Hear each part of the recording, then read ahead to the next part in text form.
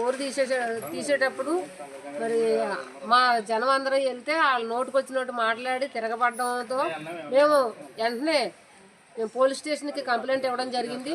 కనీసం 24 గంటలు జరిగినా మరి తప్పు చేసిన వాళ్ళని ఇప్పుడు ఇంకా మరి పోలీసులు ఏలాసరం పోలీస్ స్టేషన్ వారు వాళ్ళ మీద తగిన చర్యలు తీసుకోకపోవడం జరగలేదు.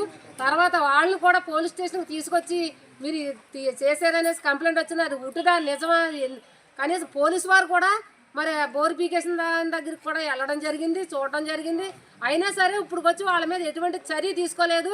అలాగనే మరి తహసీల్దార్ వారికి విన్నవించుకుంటే నేను ఎంక్వైరీ చేస్తాననేసి ఆయన వెళ్ళిపోయాడా తప్ప మరి ఎస్ఐ గారికి కూడా ఇక్కడ ఉండి ఫోన్ చేసి ఇలా జరిగిందంట, మరి మీరు దేని మీద చర్య తీసుకోకపోవడం కారణం ఏంటని కూడా ఆయన అడగలేదు.